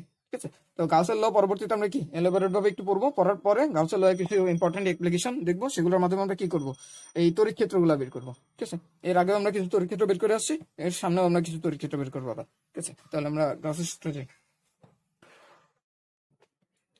আচ্ছা, তো গাউসের ফর্মুলায় যাওয়ার আগে আমরা একটা ফ্লাক্স নির্ণয় করে ফেলি। কোন ফর্মুলাটা দিয়ে, যে আমাদের এরকম যে ফর্মুলাটা ছিল ই ডট টি এ, এটা ইজ ইকুয়াল টু ফ্লাই। ঠিক আছে, এই যে ফর্মুলাটা আমরা ম্যাথমেটিক্যালি পেয়েছিলাম, সেই ফর্মুলাটা দিয়ে আমরা একটা ফ্লাক্স নির্ণয়ের অঙ্ক করি, তারপরে আমরা মোটামুটি গাউসের সূত্রে চলে যাবো। তো এটা হচ্ছে যে এরকম একটা প্লেট আছে, সার্কুলার একটা প্লেট রাখা আছে। প্লেটটা কিভাবে আছে, এরকম একটা সার্কুলার প্লেট এখান দিয়ে রাখছে। তার ঠিক যে অ্যাক্সিস থাকে, এই যে কেন্দ্র বরাবর যে অ্যাক্সিসটা যায়, অ্যাক্সিসটা পাস করে, সেই অ্যাক্সিসের কেন্দ্র থেকে এক্স মিটার দূরত্বে আমাদের একটা চার্জ রাখা আছে, কিউ চার্জ। ঠিক আছে, পজিটিভ বা নেগেটিভ যে কোনো একটা নিলাম, সাপোজ পজিটিভ চার্জ নিলাম। এখন এই চার্জের জন্য এই যে ডিস্কটা আছে, সেটার ভিতরে দিয়ে কতটুকু ফ্লাক্স যাবে আমাদেরকে সেটা বের করতে হবে। তো সেটা বের করার জন্য আমরা এটাকে একটু ফ্ল্যাট ভাবে দেখাই। এই যে ভাবে ছিল, সেটার সেন্টার হয়েছে এটা, সেই সেন্টারের চারপাশে আমরা ছোট্ট একটা এলিমেন্ট কেটে নিতেছি। ঠিক আছে, এখানে এলিমেন্ট আমরা কিভাবে কাটতেছি, রিং আকারে কাটতেছি। এই হয়েছে আমাদের সেই ছোট্ট এলিমেন্টটা, এতটুকু কাটছি। তো এতটুকুর আমরা কিছু বৈশিষ্ট্য ধরলাম, যে এটা কেন্দ্র থেকে আর ডিস্টেন্স দূরত্ব আছে, কেন্দ্র থেকে কতটুকু আছে আর ডিস্টেন্স দূরত্ব আছে। আর এটার যে প্রস্থ, এটার যে একটা বেদ থাকবে বা প্রস্থ থাকবে, সেই প্রস্থটা হচ্ছে আমাদের কত, ডিআর। ঠিক আছে, এতটুকু ধরলাম। তো এই জিনিসটাকে এখন যদি চিত্র দেখাই, চিত্র দেখালে দেখতে কিরকম আসবে, দেখতে আসবে এরকম। এই হচ্ছে আমাদের এলিমেন্টটা, এই এলিমেন্টের এরকম একটা প্রস্থ আছে, এখান থেকে একটু দূরত্ব হয়েছে কত আমাদের আর। ধরলাম আমরা যে ডিস্কটা দেওয়া ছিল, সেই ডিস্কটা ছিল আমাদের, সেই ডিস্কটার ব্যাসার্ধ দেওয়া ছিল আমাদের আর। তাহলে এখন আমরা যে এলিমেন্টটা নিলাম, এই এলিমেন্টের জন্য যদি আমরা সরাসরি ফর্মুলা খাটিতে দেই, তাহলে কিন্তু হবে না, কারণ আমাদের যে এলিমেন্টটা নিচ্ছি সেটা কিন্তু এখন আর ক্ষুদ্র নয়, সেই এলিমেন্টের ইটসেলফ একটা রিং। তাহলে এখন আমরা করবো কি, এই যে ছোট যে রিংটা বের করছি, সেই ছোট রিংটার জন্য আমরা এই ফর্মুলাটা কাটাবো। এরপরে আমরা যে রেজাল্টটা পাবো, সেটাকে আমরা আবার ইন্টিগ্রেশন করবো। কিভাবে, এরকম ছোট ছোট অনেকগুলো রিংকে যোগ করবো, যোগ করলে যে রেজাল্টটা পাবো সেটাকে আমাদের আলটিমেটলি পুরো রিং এর জন্য। তাহলে আমরা প্রথমে কি করবো, এই যে এলিমেন্টটা আমরা নিছি, সেই এলিমেন্টটাই যেহেতু ছোট কোনো এলিমেন্ট না, সেই কারণে সেই এলিমেন্টের জন্য ফ্লাক্স আগে বের করবো, তারপর এরকম অনেকগুলো এলিমেন্টকে ইন্টিগ্রেট করবো। তাহলে ছোট যে এলিমেন্টটা নিলাম, সেটার জন্য আমরা ফ্লাক্স যদি বের করতে চাই, তাহলে এখানে এই চিত্রটা থেকে দেখি যে আমাদের এখান থেকে যে তড়িৎ ফ্লাক্স গুলো বেরোবে, সেটা যদি এই পয়েন্টে ফ্লাক্স কিভাবে যেতেছে, তড়িৎ ক্ষেত্র কিভাবে যেতেছে, সেটা যদি দেখতে চাই, তাহলে সেটা কি এরকম আসবে, ঠিক এদিক বরাবর পয়েন্ট করে থাকবে, এটা হবে ই। আর আমাদের কিয়াটা মানে ডিস্ক যেটা ছিল, সেই ডিস্কের ভিতরে আমরা ছোট একটা রিং নিয়েছি, সেই রিংটা যদি এরকম হয়, তাহলে সেই রিং এর সাথে আমাদের যে ডি এ ক্ষেত্রফলটা আসবে, হ্যাঁ, এই রিং এর উপর আমরা কি আবার একটা ছোট, মানে এরকম একটা ছোট রিং আছে, সেই রিং এর উপর আমরা এখানে একটা ক্ষেত্রফল নিতেছি, এইটাকে আমরা ডিএ বলতেছি, ঠিক আছে। এই যে ক্ষেত্রফলটা নিলাম, এই ক্ষেত্রফলটার দিক কোন দিকে? এই ক্ষেত্রফলটার দিক অবশ্যই কি হবে, এরকম ভাবে লম্বভাবে থাকবে। তাহলে এই যে এখানে একটা ক্ষেত্রফল আমরা নিছি ছোট, এটাকে আমি অন্যভাবে কিভাবে দেখাবো, এখান থেকে এটাই দেখি যে এই যে রিংটা, সেই রিং এর এখানে কি করলাম, একটা ছোট ক্ষেত্রফল নিছি, সেই যে ক্ষেত্রফলটা নিলাম সেটা কি আসলো আমাদের ডিএ আসলো। এটা কোন দিক বরাবর তাকায় আছে? এটার দিক আছে ঠিক এদিক বরাবর। তো সেটা যদি আমরা এখানে দেখাই তাহলে দিকটা কোন দিকে, এদিক বরাবর আছে। তো কিছুক্ষণের জন্য আমরা ধরে নেই যে এদের মধ্যবর্তী যে অ্যাঙ্গেল সেটা হচ্ছে আলফা, তাহলে এটাও কি আমাদের আলফা। আচ্ছা, এটা হচ্ছে আর, এখান থেকে একটু কিছু এক্স, তাহলে এটা কি আসবে, এটা আসবে √আর স্কোয়ার প্লাস এক্স স্কোয়ার।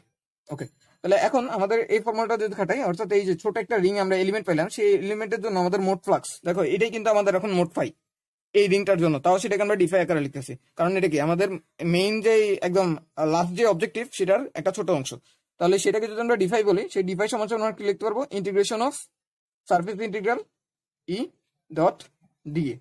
ওকে, তাহলে এই দুটোর মধ্যবর্তী অ্যাঙ্গেল যেহেতু আলফা, সেহেতু আমরা সারফেস ইন্টিগ্রাল ডটকে ভেঙে লিখতে পারবো কি ই ডিএ কজ আলফা।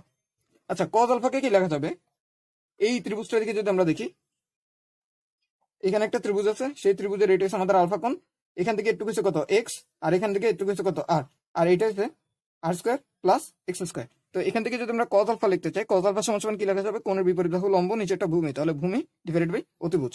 তাহলে কজ আলফা সমান সমান লেখা যাবে r square plus x square. তাহলে এখানে লিখতে পারবো E dA into x divided by r square plus x square, এটা রুট। আচ্ছা, তারপর আচ্ছা ইটাকে কি লিখতে পারবো, ইটা দেখো এখান থেকে এই যে একটা বিন্দু চার্জ, বিন্দু চার্জের জন্য এরকম একটা এলিমেন্ট, এখানে ছোট একটা এলিমেন্ট আছে, সেই এলিমেন্টের এখানে আমাদের ই বা ইলেকট্রিক ফিল্ডটা কত। তাহলে এই যে বিন্দু চার্জ, সেখান থেকে একটু দূরত্ব এত, আমাদেরকে চাইছে কি এই বিন্দুতে এই ইলেকট্রিক ফিল্ডটা কত। তো সেই ইটা কি আসবে আমাদের, ইটা আসবে আমাদের ইন্টিগ্রেশন অফ ই লেখা যাবে কে ইন্টু কিউ, কোন চার্জের জন্য তৈরি হয়েছে, ডিভাইড বাই ওই চার্জ থেকে এটা দূরত্ব। তো দূরত্ব কত, আর স্কোয়ার প্লাস এক্স স্কোয়ার, সেটা রুট এই আর এর স্কোয়ার দিলাম আমরা, ঠিক আছে। আর এখানে থাকলো কি আমাদের ডিএ, ডিএ মানে কি, ডিএ মানে সেই যে ছোট অংশটা, তো সেটা আমাদের থাকলো এখানে। আর এখানে আর কি থাকে, এক্স √ওভার আর স্কোয়ার প্লাস এক্স স্কোয়ার। তো এখানে স্কোয়ার রুট তো কাটাকাটি যাবে, কাটাকাটি গেল, যাওয়ার পরে দেখি কি থাকে, যে surface integral of K Q, তারপরে এখানে থাকে একটা এক্স, তারপরে এখানে কি থাকতেছে R square plus x square, আর এখানে থাকতেছে একটা, তাহলে দুইটাকে যদি কম্বাইন করি, অর্থাৎ এখানে আছে কত আমাদের আর স্কোয়ার প্লাস এক্স স্কোয়ার, এটার উপর পাওয়ার হয়েছে হাফ, তার সাথে আরেকটা আর স্কোয়ার প্লাস এক্স স্কোয়ার গুণ আকারে আছে। তো এদের পাওয়ার গুলো যদি আমরা যোগ করি, যোগ করলে কত আসবে 3/2। তাহলে এটাকে একসাথে লিখতেছি এভাবে, আর স্কোয়ার প্লাস এক্স স্কোয়ার, সেটার উপর পাওয়ার কত 3/2, আর এখানে আছে কত একটা ডিএ। তাহলে এখন আমরা দেখি যে আমাদের এই যে পুরো পার্টটা আছে, এই পুরো পার্টটা কিন্তু এই যে ছোট ছোট যতগুলো এলিমেন্ট নিবে, এই এলিমেন্ট এই এলিমেন্ট অথবা এই এলিমেন্ট অথবা এই এলিমেন্ট, সবার জন্য কিন্তু কনস্ট্যান্ট। কিভাবে কনস্ট্যান্ট, আমরা এখান থেকে দেখি যে এই যে এরকম একটা চাকতি আছে, সেই চাকতির উপর আমরা এখানে যাই অথবা এখানে যাই অথবা এখানে যাই অথবা এখানে যাই, সব জায়গায় আমাদের কি থাকে, এই দূরত্বটা সেম থাকে কিন্তু, ঠিক আছে। মানে এরকম একটা চাকতি যদি থাকে এখানে, সেই চাকতির আমরা এই পয়েন্টে আছি, তাহলে এই পয়েন্টে সেন্টার থেকে দূরত্ব কত, এখন আর এখানে যদি থাকি তাহলে সেন্টার থেকে দূরত্ব এখন আর, এরকম যদি থাকে তাহলে সেন্টার থেকে দূরত্ব তখন কিন্তু কি থাকবে, আর এ থাকবে। অর্থাৎ এরকম যদি থাকে, এখানে একটা চাকতি আছে রিং, সেই রিং এর আমরা যেই পয়েন্টেই যাই না কেন, কারণ আমরা ছোট ছোট এলিমেন্ট কি, এখানে একটা এলিমেন্ট এখানে একটা এলিমেন্ট এখানে একটা এলিমেন্ট এরকম এলিমেন্ট দিব, তাই যে কোনো পয়েন্টেই যাই না কেন সেখানে কি আমাদের এই যে সেন্টার থেকে দূরত্বটা অলওয়েজ সেম থাকবে। আবার এখান থেকে একটু দূরত্ব ওটাও কি সবসময় সেম থাকতেছে, তাই এক্সটাও তো সবসময় সেম থাকতেছে। তো সে কারণে আমাদের এখানে সবকিছুই কি আসলে কনস্ট্যান্ট, তাই সবকিছুই বের হয়ে যাবে। তাহলে এখানে কি লেখা যাবে, কে কিউ এক্স, আর এখানে থাকে আর স্কোয়ার প্লাস এক্স স্কোয়ার, তার উপর কত 3/2, আর এখানে থাকে শুধু সারফেস ইন্টিগ্রাল অফ ডিএ। আর এই ছোট ছোট অনেকগুলো ডিএ যদি যোগ করি, তাহলে আমরা কি পেয়ে যাবো, এই যে ছোট এলিমেন্টটা নিয়েছিলাম সেই এলিমেন্টের ক্ষেত্রফল পাবো। আচ্ছা, এই এলিমেন্টের ক্ষেত্রফল কি, এই এলিমেন্টটাকে যদি খুঁটে বাইর করতাম, তাহলে আমাদের থাকতো কি এরকম একটা স্ট্রিপের মতন থাকতো, এগুলো আমরা আগেও অনেক জায়গায় করছি। এই স্ট্রিপের দৈর্ঘ্য কত, দৈর্ঘ্য আসছে 2πr, এটার ব্যাসার্ধ কিন্তু আর ছিল, এই যে এতটুকু আমরা আর নিছিলাম 2πr, আর এটার যে বেদ, সেই বেদটা আমরা নিয়েছিলাম কত dr, বা প্রস্থটা dr। তাহলে এটার ক্ষেত্রফল কি আসবে 2πr dr। তাই এখন আমাদেরকে সারফেস ইন্টিগ্রালটা করতে হইলো না, এটার রেজাল্ট আমরা আগে থেকে জানি, সেটা কত 2πr dr। তাহলে এখন আমরা যদি ফাইনাল রেজাল্টে লিখি, তাহলে কি থাকে k Q x divided by r square plus x square, সেটার উপর পাওয়ার কত 3/2 ইন্টু 2πr dr। তাহলে এটা আসলো আমাদের ছোট একটা ফ্লাক্স কিছুর জন্য, জাস্ট এই ছোট্ট রিং এর এই এলিমেন্টের জন্য। এখন আমাদের কি করতে হবে, এরকম যতগুলো রিং আছে সবগুলোকে অ্যাডাপ্ট করতে হবে, ঠিক আছে। তাহলে সেই রিং গুলোকে আমরা অ্যাডাপ্ট করার জন্য কি করতে হবে, এটাকে আবার ইন্টিগ্রেট করতে হবে হোল রিং জুড়ে, ঠিক আছে। তাহলে আমরা দেখি কি করা যায়, সেটা করার জন্য আমরা চিত্রটা আরেকবার রাখি, যে এরকম ছিল তারপরে এই রিং, এটার কেন্দ্র, এখান থেকে দূরত্ব হচ্ছে আর, আর পুরা যে দূরত্বটা সেই দূরত্বটা হচ্ছে কত আমাদের বড় তারার, এখান থেকে এক্স ডিস্টেন্স দূরে এখানে একটা প্লাস কিউ চার্জ ছিল, সেই চার্জের জন্য আমরা কি পেয়েছিলাম, এখানে একটা তড়িৎক্ষেত্র পেয়েছিলাম, এরকম এরকম অনেকগুলো যোগ করার পরে আমরা কি এই রিং এর জন্য একটা তড়িৎক্ষেত্র পাইছি, সেই রিং এর জন্য যে তড়িৎক্ষেত্র বা তড়িৎক্ষেত্র বলতেছি ফ্লাক্স, তড়িৎ ফ্লাক্স সেটা পাইছি, সেটা আসলে কত কে কিউ এক্স, হ্যাঁ ঠিক আছে, এটা হচ্ছে আমাদের কে কিউ এক্স আর square plus x square whole square 2 pi আর ডিআর।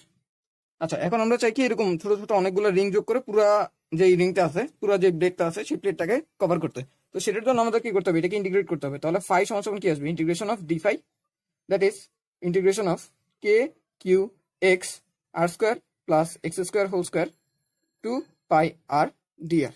তাহলে এখন আমরা কি করতে চাই, এই যে আর জিনিসটাকে চেঞ্জ করতে করতে করতে করতে বড় হাতের আর পর্যন্ত নিতে হবে। তাহলে এটার সর্বনিম্ন ভ্যালু কত, সর্বনিম্ন আমরা এখানে একদম এই বিন্দুটা নিতে পারি, তারপর বড় করব বড় করতে করতে কি একদম সবচেয়ে বড়টা নিতে হবে। তাহলে আর এর ভ্যালু কত, 0 থেকে বড় হাতের আর পর্যন্ত আমাদের ভ্যারি করতে হবে। আর এখানে আমরা যখন আর কে চেঞ্জ করব তখন আমাদের ভ্যারিয়েবল থাকবে কি শুধুমাত্র আর। কিন্তু দেখো এই পুরো রাশির ভিতরে এক্স আর আর ছাড়া কিন্তু অন্য কোনো ভ্যারিয়েবল নাই, তার মধ্যে এই এক্সটা কিন্তু অলরেডি কনস্ট্যান্ট। তাহলে শুধুমাত্র আমাদের ভ্যারিয়েবল কি হবে, আর। ঠিক আছে, তাহলে অন্যগুলো নিয়ে আমাদের তেমন টেনশন নাই, আমরা অন্যগুলোকে বের করে জানি। কে কিউ এক্স এই দুইটা বেরিয়ে আসবে, 2 পাইও বেরিয়ে আসবে। তাহলে 2 পাই কে কিউ এক্স এই সবই বেরিয়ে আসলো, থাকলো কি ইন্টিগ্রেশন অফ আর ডিআর, আর নিচে থাকলো আর স্কোয়ার প্লাস এক্স স্কোয়ার, এটার উপর কত 3/2, আর কত থেকে কত 0 থেকে আর পর্যন্ত। এখন আমাদের কাজ হচ্ছে এই ইন্টিগ্রেশনটা করা। তো এই ইন্টিগ্রেশন গুলা আশা করি আমরা করে আসছি আগে ম্যাথের ভিতরে। তো এইগুলা করার জন্য আমাদের কি করতে হয়, এই যে ভিতরে যে রাশিটা আছে সেটা ইকুয়াল টু ইউ স্কোয়ার ধরতে হয়। তাহলে ইউ স্কোয়ার ইকুয়াল টু কি আসবে, আর স্কোয়ার প্লাস এক্স স্কোয়ার।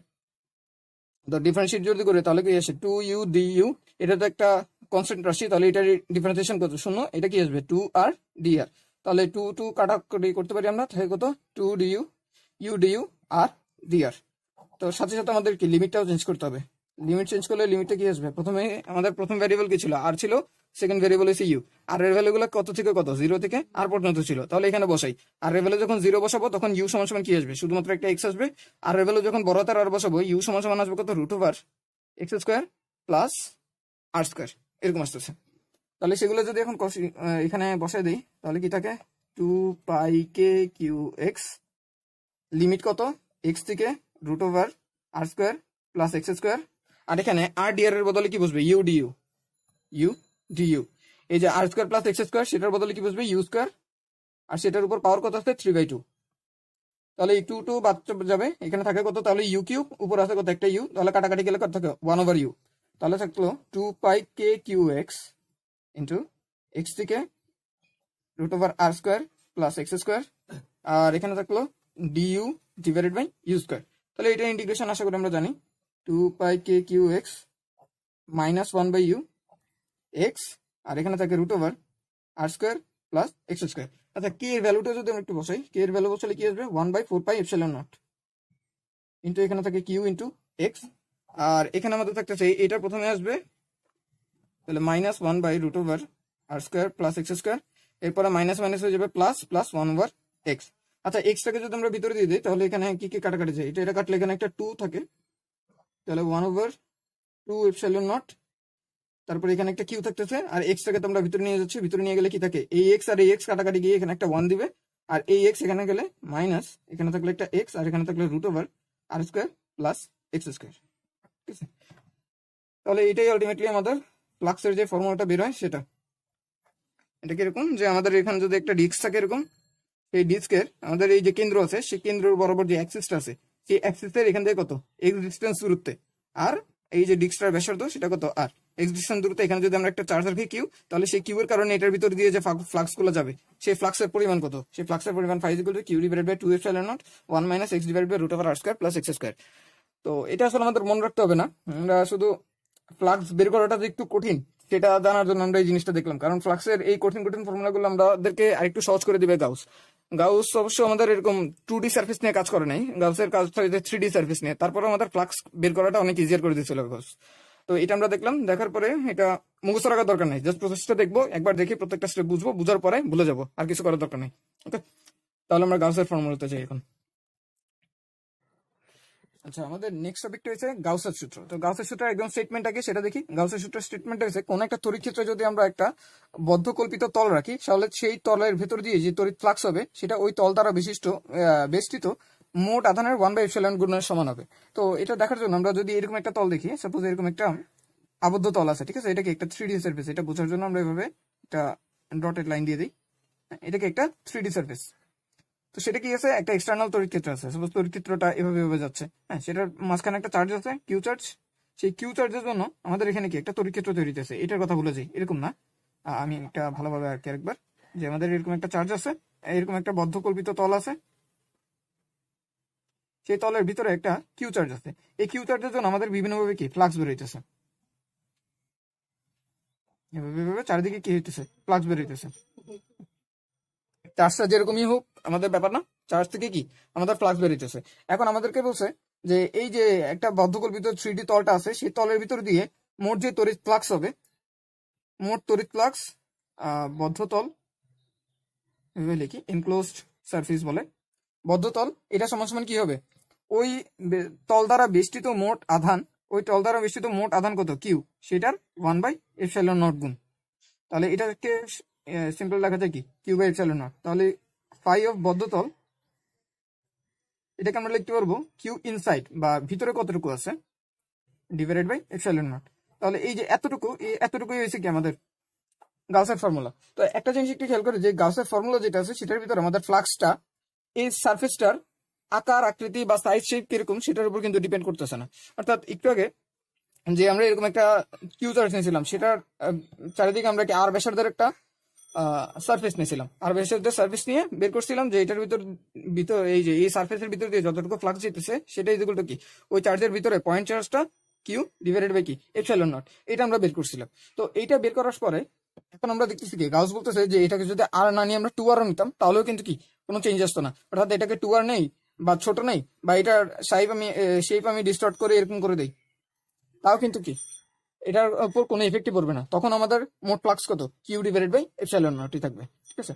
তো এটা আর ব্যাপারটা আমরা এখান থেকে বুঝতে পারি আসলে, যে আমরা যদি আর বাড়াই দিলে আসলে মেইনলি কি পারবে, আর বাড়াই দিলে আমাদের এখানে আর এখানে এই যে ই is equal two 4πr², 4πr² জায়গায় কি আসবে, 2r হোল স্কয়ার আসবে। তারপর এখানে এই যে কিউ ডিভাইডেড বাই r² লিখছি, এখানে কি 2r হোল স্কয়ার আসবে। তো আবার দেখো এই যে 2r হোল স্কয়ার কাটাকাটি কিন্তু চলে যাবে, আবার চলে যাওয়ার পর আবার কিন্তু কিউ বাই এপসাইলন নটই আসবে, ঠিক আছে। তো তোমরা বাসায় একটু করে দেখো, এটা করে দেখলে দেখবে যে আবারও কি আসে, কিউ বাই এপসাইলন নট আসে। তার মানে আমরা এখানে একটা কিউ চার্জ রাখলাম, কিউ চার্জ রাখি এরকম একটা এনক্লোজ সার্ফেস নিলাম, একটা পিরামিডের মতন একটা সার্ফেস নিলাম, অথবা আমরা এখানে একটা কিউ চার্জ রাখলাম, কিউ চার্জ রাখার পরে এরকম একটা সিলিন্ডার নিলাম, এরকম একটা সিলিন্ডার নিচ্ছি, অথবা একটা কিউ চার্জ নিচ্ছি, কিউ চার্জ নিয়ে এরকম একটা কোন একটা শেপ রাখছি। এটার ক্ষেত্রে আমাদের ফ্লাক্স যদি বের করতে বলে সেটা কত আসবে, Q divided by epsilon nought. এটার ফ্লাক্স বের করতে বললে এই ফ্লাক্সও কত, Q divided by epsilon nought. এই ফ্লাক্স বের করতে বললে এই ফ্লাক্সও কত, Q divided by epsilon nought. তার মানে আমাদের গাউসিয়ান সারফেস যেটা নিতেছে সেটা শেপ অথবা সাইজ কিরকম সেটার উপর আমাদের কি ফ্লাক্সটা ডিপেন্ড করতেছে না। একটা বদ্ধ তল যদি থাকে তার ভিতর দিয়ে যদি আমাদের কিউ পরিমাণ চার্জ থাকে, তাহলে সেটার ভিতর দিয়ে কতটুকু ফ্লাক্স বেরোবে সেটা অলরেডি সবসময় কি হবে, কিউ ইনসাইড বা ওই তলের ভিতর কতটুকু চার্জ আছে ডিভাইডেড বাই এপসাইলন নট।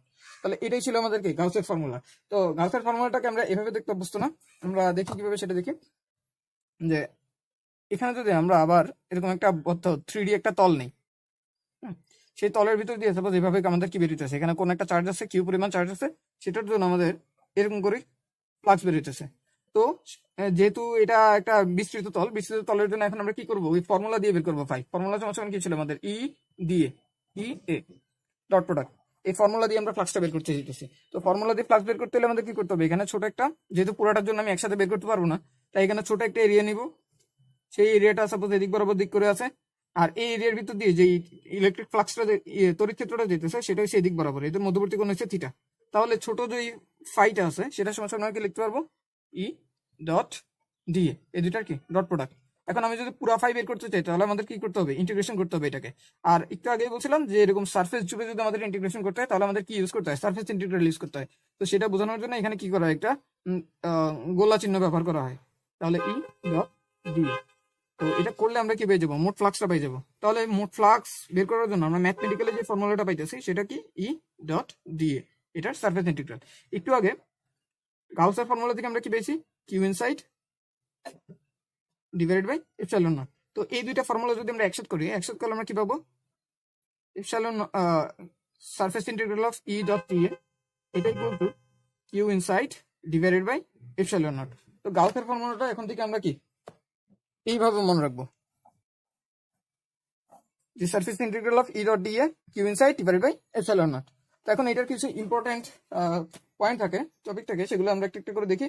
যে আমরা হ্যাঁ এভাবে দেখি। 1 নম্বর, যে আমাদের সাপোজ এখানে একটা সারফেস আছে, এই সারফেসটা এরকম 3D, হ্যাঁ, সেটার ভিতর আমাদের দুইটা চার্জ আছে, একটা হচ্ছে Q1 এখানে, একটা হচ্ছে Q2 এখানে। সাপোজ এটা প্লাস আর এটা হচ্ছে মাইনাস। তো এখানে আবার একটা চার্জ আছে, 3 একটা চার্জ আছে। তাহলে এখন যদি আমরা ফ্লাক্সের ফর্মুলাটা লিখতে চাই, ফ্লাক্স হোল সারফেস, হ্যাঁ এগুলো তোমাদের পরীক্ষা লিখতে হবে না, আসলে আমি বোঝার জন্য লিখতেছি এখানে। ফাই হোল সারফেস, এটাই কোলটা আসবে আমাদের কিউ ইনসাইড। শুধু এটা কত সেটার উপর কিন্তু আমাদের ডিপেন্ড করতেছে না, কারণ আমি একটু আগে আমরা দেখেছিলাম যে বাইরে যদি কোনো চার্জ থাকে তাহলে সেটার জন্য কিন্তু এই যে 3D একটা সার্ফেস আছে, এই 3D সার্ফেসের ভিতর দিয়ে কোনো কি থাকবে না, ফ্লাক্স থাকবে না। ফ্লাক্স ইকুয়াল টু এটার জন্য 0 হবে, কারণ যতটুকু প্রবেশ করবে ঠিক ততটুকু আবার বের হয়ে যাবে। আচ্ছা Q3, এটা সমস্যা মনে আসবে আমাদের এই দুইটার যোগফল। হ্যাঁ, যোগফল করার সময় আমাদের চিহ্নটা গুরুত্বপূর্ণ, অর্থাৎ Q1 মাইনাস Q2 হবে এখানে, ঠিক আছে? তাহলে চিহ্ন সহ দিব, চিহ্ন সহ বসাবো, অর্থাৎ প্লাস চার্জ দিলে প্লাস বসাবো, মাইনাস চার্জ দিলে মাইনাস বসাবো, ডিভাইডেড বাই এপসাইলন নট। আচ্ছা কিউ হোল সার্ফেস, এটা সমান সমান কি আসবে? Q1 minus Q2 divide by epsilon nought. আচ্ছা এটাকে তো আমরা এভাবেও লিখতে পারতাম, যে epsilon nought E dot D A, এটা সমান সমান কি আসবে আমাদের? Q1 minus Q2 divided by epsilon nought. আচ্ছা এখানে যে ই যেটা আছে, তড়িৎ ক্ষেত্রটা আছে, তড়িৎ ক্ষেত্র কিন্তু এটার জন্য তৈরি হবে, এটার জন্য তৈরি হবে, এটার জন্য তৈরি হবে। তাহলে আমরা তড়িৎ ক্ষেত্র কোনটা নিব, কার জন্য তৈরিটা নিব?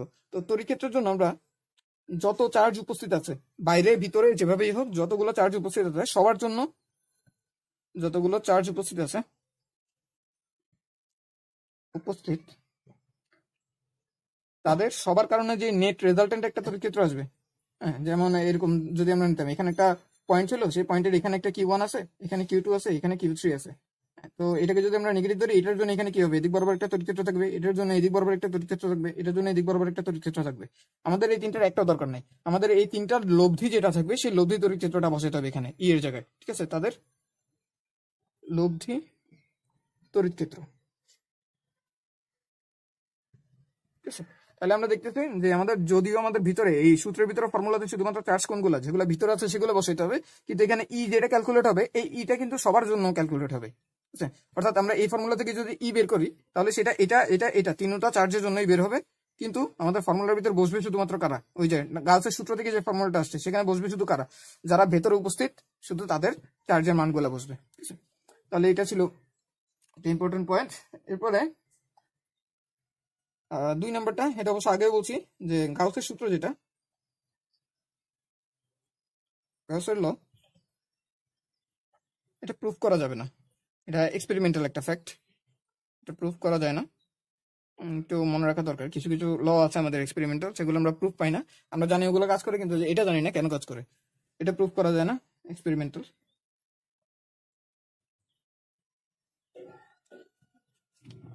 আচ্ছা এটা গেল। আচ্ছা এরপরে আরেকটা ইম্পর্টেন্ট পয়েন্ট, এটা হচ্ছে আমরা যে তলটা বাছাই করব, হ্যাঁ, সেই তলটা কিন্তু পুরোপুরি আমাদের উপর ডিপেন্ডেন্ট। যদি আমাদেরকে তলটা নির্দিষ্ট করে না দেয়, যদি আমাদেরকে জাস্ট এরকম বলে যে সাপোজ এরকম একটা তার আছে, এই তারের ভিতর দিয়ে এরকম অনেকগুলা চার্জ আছে, এই চার্জের জন্য আমাদের এখানে কি করলো, এখানে তড়িৎ ক্ষেত্র কত সেটা বের করতে বলছে। তো বের করার সময় আমরা দেখবো যে আমরা একটা নিব, একটা সার্ফেসের মতন নিব, কারণ আমরা গাউসের সূত্র খাটাইতে চাই। গাউসের সূত্র খাটাইতে গেলে আমাদের কি করতে হবে? একটা সার্ফেস নিতে হবে, সেই সার্ফেসের মধ্যে আবদ্ধ করতে হবে। আবদ্ধ করলে আমরা ওই ফর্মুলাটা লিখতে পারবো, যে integration of E dot T A is equal to Q by epsilon nought. হ্যাঁ, চার্জ আমরা একটা সার্ফেস নিলে তারপরে এই জিনিসটা লিখতে পারবো, নাহলে সার্ফেস ইন্টিগ্রাল করবো কিসে? তো ওই সার্ফেসটা যখন নিব, নেওয়ার সময় আমরা দেখবো যে সার্ফেসটা শেপ সাইজ আমরা আমাদের ইচ্ছা মতো নিতেছি। আমরা কয়েকটা শর্ত মাথায় রাখবো অবশ্যই, কিন্তু সেটা কত বড় নিছি বা কত ছোট নিছি সেটার উপর আমাদের তেমন কোনো ডিপেন্ডেন্সি থাকবে না। তাহলে তলের শেপ বা সাইজ এর উপর পাই ডিপেন্ড করবে না, মানে ফ্লাক্সটা ডিপেন্ড করে না। ফ্লাক্স সবসময় কি সেম আসবে, ডিপেন্ড করে না। এটা আসলে খুব সহজে বোঝা যায়, ওই যে আমরা একটা বলছিলাম যে ফ্লাক্স জিনিসটা কি, যে কতগুলা ফিল্ড লাইন বের হয়ে আসবে সেটাই আমাদের ফ্লাক্স। তো সেটা বোঝার জন্য আমরা এভাবে দেখতে পারি যে একটা কিউ চার্জ আছে, সেটা তারপর এখানে একটা ছোট গোলক নিলাম আর একটা বড় গোলক নিলাম, এখানে আরো বড় একটা গোলক নিলাম। তাহলে একটু চিন্তা করো এই চার্জ থেকে কতটুকু ফ্লাক্স বেরোবে সেটা কিন্তু আগে থেকে ডিটারমাইন্ড। একটা চার্জ দিয়ে দিচ্ছি, সেটা থেকে কতটুকু ফ্লাক্স বেরোবে সেটা কিন্তু ফিক্সড। এখন আমরা জানতে চাইতেছি যে এই ফ্লাক্সের কতটুকু আমাদের এই সার্ফেস দিয়ে যাবে। তাহলে এই সার্ফেসটা দিয়ে যদি নেই, কয়টা ফিল্ড লাইন গেল, সাপোজ এখান দিয়ে 5টা ফিল্ড লাইন বের হইলো, 5টা না 8টা ধরি, 8টা ফিল্ড লাইন বের হলো। একটু খেয়াল করে দেখো, এই যে বড় যে সার্ফেসটা আছে সেটার ভিতর দিয়ে কিন্তু এই 8টাই বের হইতে হবে, আবার এর থেকে বড় যেটা আছে সেটার ভিতর দিয়ে কিন্তু একদম এক্সাক্ট 8টাই বের হইতে হবে। তার মানে আমরা এইটা কতটুকু নিতেছি সেটার উপর কিন্তু আর ডিপেন্ড করতেছে না জিনিসটা, আমরা ভিতরে চার্জ কত নিতেছি সেটার উপর ডিপেন্ড করতেছে। তাই মাঝে মাঝে আমরা বলি যে পয়েন্ট চার্জ থেকে, এভাবে বলা হয় আর কি মাঝে মাঝে, যে পয়েন্ট চার্জ থেকে কতটুকু ফ্লাক্স বেরোয়, কিউ বাই এপসাইলন নট পরিমাণ ফ্লাক্স বেরোয়, ফ্লাক্স বের হয়। তার মানে আমাদের ফ্লাক্সটা যে তলটা আমরা নিতেছি সেটা সেই পাশ সাইজের উপর ডিপেন্ড করতেছে না, ডিপেন্ড করতেছে শুধুমাত্র কিসের উপর, এর ভিতরে কতটুকু চার্জ আছে সেটার উপর। তাহলে গাউসের সূত্রের মোটামুটি ইম্পর্টেন্ট টপিক ছিল এটা। এরপরে আমরা একটু আগে দেখছিলাম যে আমাদের এখানে কি সারফেস ইন্টিগ্রেশন যেটা, সেটা করা কিন্তু ইজিয়ার না, আর সেগুলোর কোনো এটা আমাদের সিলেবাসের বাইরেও। তারপর আমরা কি এই ফর্মুলাতে এটা ইউজ করবো। তা ইউজ করার সময় আমরা বলছিলাম যে এখানে আমরা সেই টাইপের ইন্টিগ্রেশন গুলো ইউজ করবো যেগুলো আমরা কি সরাসরি রেজাল্ট গুলো জানি। তো সেই কারণে আমাদের গাউসের ফর্মুলাটা সবসময় অ্যাপ্লিকেবল হইলেও আমরা সবসময় ইউজ করবো না, কখন কখন ইউজ করবো সেটার জন্য আমরা কিছু শর্ত জানিয়ে রাখবো। এই শর্তগুলো যদি আমরা দেখি শুধুমাত্র তখনই কি আমরা গাউসের ফর্মুলাটা ইউজ করতে যাবো। তো ইউজুয়ালি আমাদের গাউসের ফর্মুলা আসলে তেমন বেশি ইউজ করতে হবে না। তারপরেও আমরা জিনিসগুলো একটু জেনে রাখি, কি যে কি কি জিনিসগুলো থাকলে বা কি কি বৈশিষ্ট্যগুলো আমরা দেখলে তারপর আমরা গাউসের ফর্মুলা ব্যবহার করতে যাব। তাহলে ইম্পর্টেন্ট,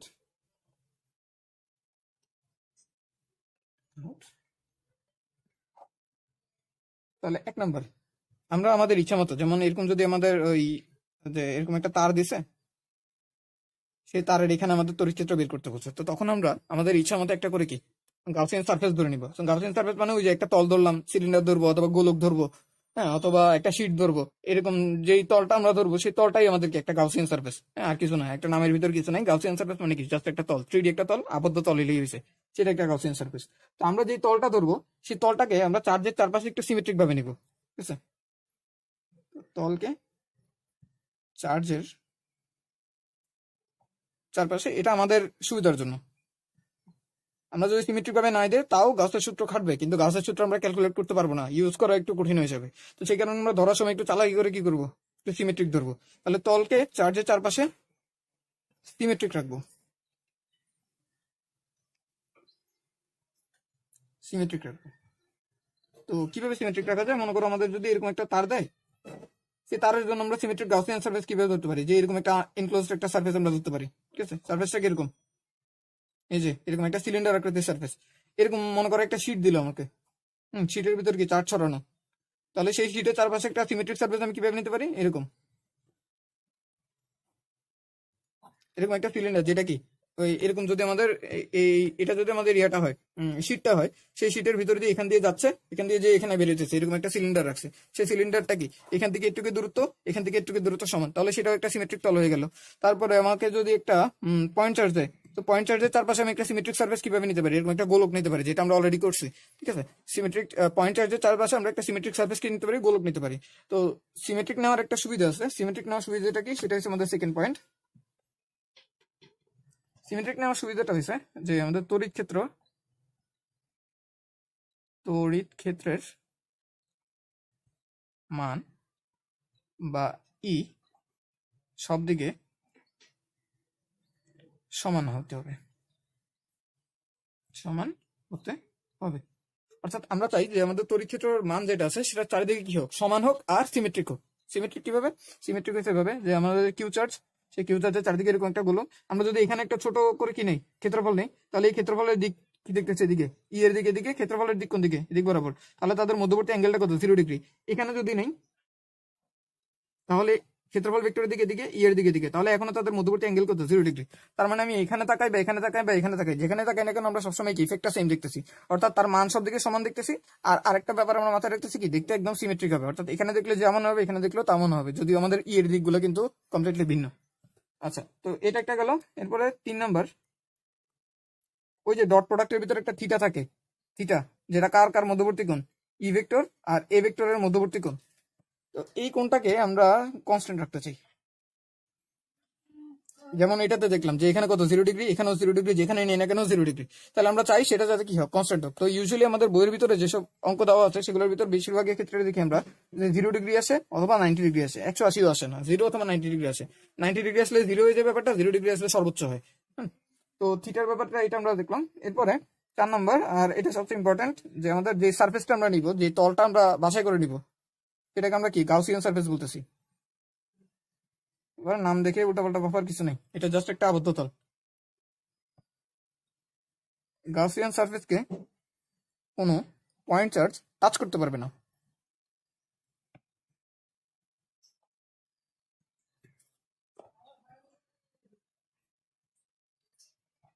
টাচ করবে না, গাউসিয়ান সার্ফেসটাকে কোনো পয়েন্ট চার্জ টাচ করবে না। অর্থাৎ এরকম হবে না যে আমরা এরকম একটা গাউসিয়ান সার্ফেস নিলাম, সেটার এখানে একটা পয়েন্ট চার্জ আছে, ঠিক আছে, এরকম হলে কিন্তু আবার গাউসের ফর্মুলা আমরা খাটাইতে পারবো না, কারণ গাউসের ফর্মুলা আমাদেরকে কি বলছে, যে যে এনক্লোজ চার্জটা আছে সেই চার্জটা কি থাকতে হবে, ওই যে তলটা আমরা নিলাম সেই তলের ভেতরে থাকতে হবে। তো তলের উপরেই যদি একটা চার্জ থাকে তাহলে সেক্ষেত্রে কিন্তু আর গাউসের ফর্মুলাটা ভ্যালিড হবে না। তাই আমাদের অ্যাজাম্পশন গুলো তখন কি একটা একটা করে ফল করতে থাকবে, মানে ফর্মুলাটা আমরা ইউজ করতে পারবো না, ই ক্যালকুলেট করবো কিভাবে।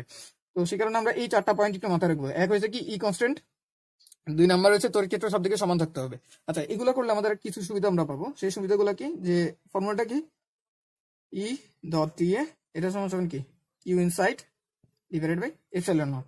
আচ্ছা, তাহলে আমরা বলতেছি কি, যে আমাদের E D A cos theta, এটাকে চাইলে তো এইভাবে লেখা যায়, E D A cos theta, এটা সমান সমান কি, Q inside divided by epsilon naught. Okay, তাহলে এখন দেখো যে কস থিটাটা কি, আমরা কনস্ট্যান্ট চাইছি, হয় 0 ডিগ্রি হবে বা 90 ডিগ্রি বা যে কোনো কিছু, ধরলাম একটা কনস্ট্যান্ট আছে। ইটাও কি সব দিকের জন্য সমান, মানের সমান হবে। তাহলে ই আর কস থিটা এই দুটাকে আমরা বের করে নিয়ে আসতে পারবো। তাহলে ই কস থিটা আমরা বের করে নিয়ে আসলাম।